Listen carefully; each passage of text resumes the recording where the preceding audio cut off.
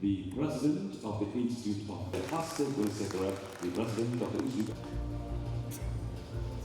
U.S. member institutes, speakers, invited guests, 2026.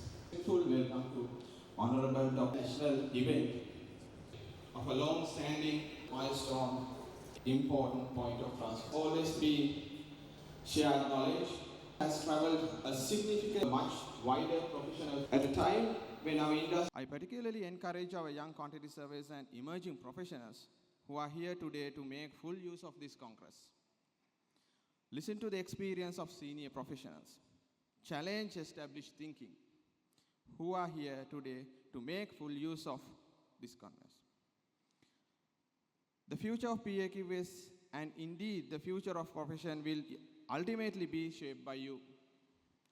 Over the course of this Congress, we will hear different perspectives, examine emerging challenges, exchange knowledge, and perhaps, most importantly, strengthen the professional relationship that connect us and our countries. In hope that when you leave Sri Lanka, you will take with you not only new professional knowledge, but also new friendship and fond memories of our country and its people. Hosting an international congress of this scale required an extraordinary collective effort. On behalf of IQSL, I wish to express my sincere appreciation to the PAQS board, our organizing committee, the council of IQSL, our sponsors, partners, speakers, session chairs, volunteers, and everyone I may have forgotten to mention.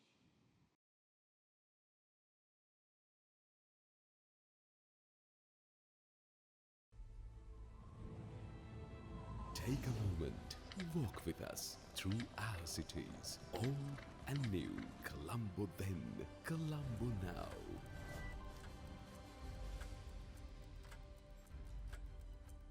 Today's skyline rose with instruments, machines and technology, steel and glass measured to the millimeter.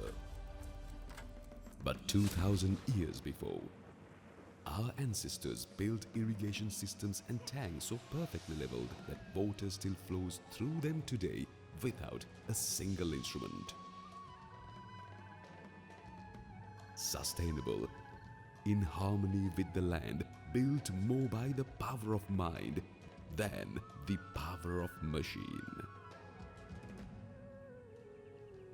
It is with great pleasure that I welcome you to Sri Lanka and to the the Pacific Association of Quantity Surveyors Congress 2026. At the outset, I extend greetings to all of you to the Pacific Association of Quantity Surveyors Congress 2026.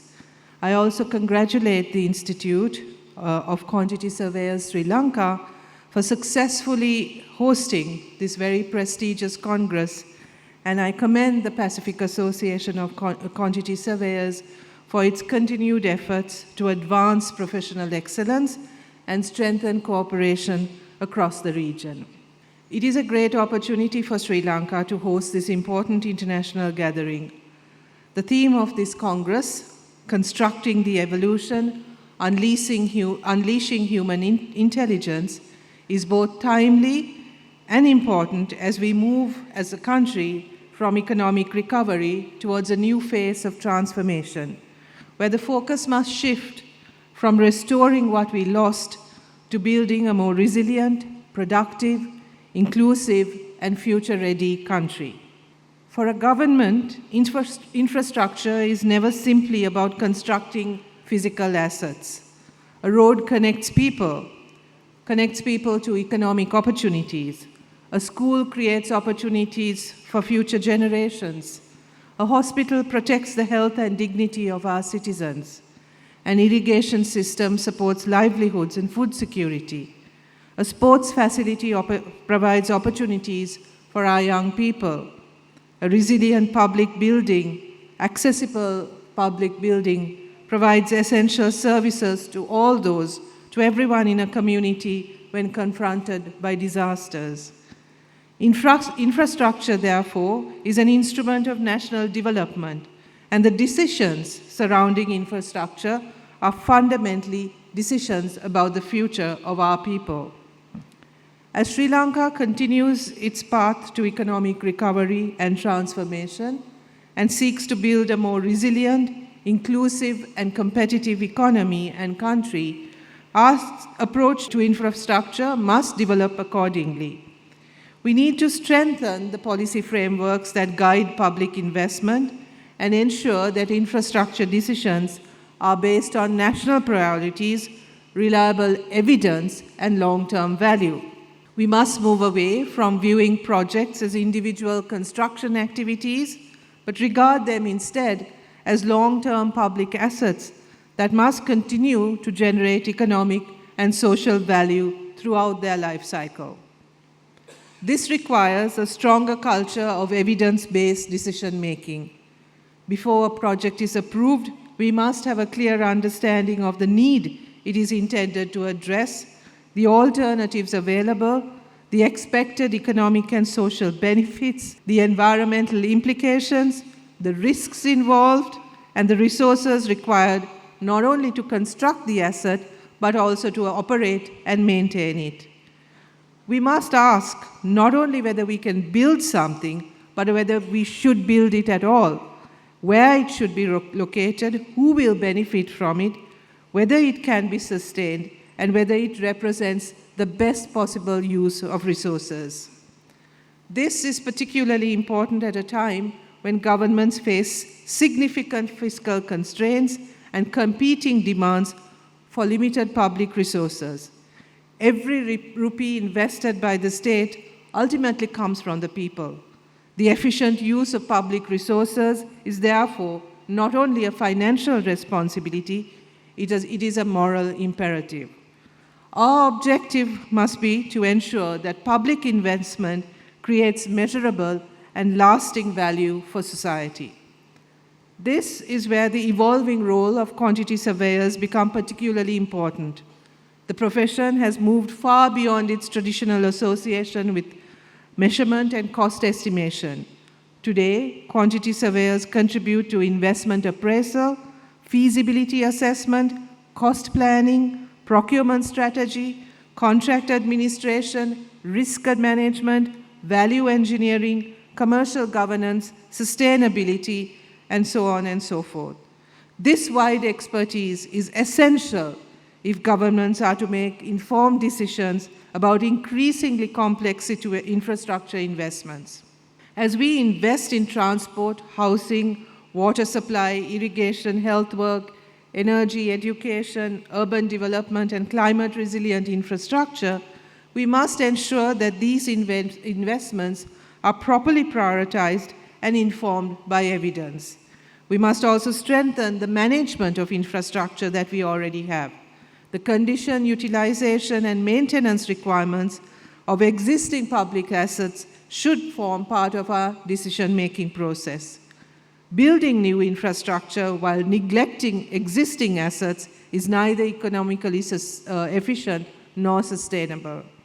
Quantity surveyors, we think, can make an important contribution to ensuring that these investments are properly planned and managed. Through feasibility studies, cost planning, life cycle assessment, and procurement advice, the profession can help ensure that infrastructure becomes sustainable public assets rather than simply completed construction projects. Our experience with natural disasters provides another important lesson. Sri Lanka has repeatedly faced floods, landslides, extreme weather events, and other hazards that have damaged infrastructure and disrupted the lives and livelihoods of our people. Currently, our biggest challenge, as the Minister will tell you, is rebuilding the homes and the houses and the public infrastructure damaged by Ditwa in December of last year. We're still coping with the implications of that disaster and the recovery efforts and the rebuilding efforts. Therefore, the need for quantity surveyors now to take on board also the climate implications of building of infrastructure, their resilience becomes even more important. The government is committed to strengthening institutional capacity and improving public investment management, enhancing procurement systems and ensuring greater transparency and accountability in the delivery of public projects. But government cannot achieve these objectives alone. We need the active participation of professional institutions such as yours and practitioners who possess the knowledge, experience, and also a vision required to translate policy objectives into effective implementation. This requires stronger collaboration between government agencies, professional institutions, universities, and the private sector. Modern infrastructure challenges cannot be addressed within the boundaries of a single profession. Engineers, architects, planners, economists, environmental specialists, all of these must work together. Public service must also remain capable of recognizing and incorporating evolving areas of professional expertise. This evolution must also be reflected in our education system. Our government is committed to education reforms that better connect education and skill development with the changing needs of the economy and of professionals. We need professionals who possess strong technical knowledge, but also analytical ability, digital competence, ethical judgment, communication skills, and an understanding of sustainability. For quantity surveyors in particular, the future will require familiarity with artificial intelligence, digital construction technologies, data analytics, sustainability standards, and modern procurement systems and asset management. But as we embrace these technologies, we must never lose sight of why we do all of this, the human element in all of our public infrastructure, or any other infrastructure for that matter. As we look towards the future, Sri Lanka must ensure that our infrastructure development is guided by sound policy, supported by evidence, strengthened by professional expertise, and enabled by responsible use of technology. The challenges we face are not limited to national borders. Climate change, technological transformation, resource pressures, and economic uncertainty require international cooperation and the exchange of knowledge. I therefore hope that the deliberations of this Congress will contribute to advancing new approaches to all of the challenges that all of our countries and all of our peoples are facing.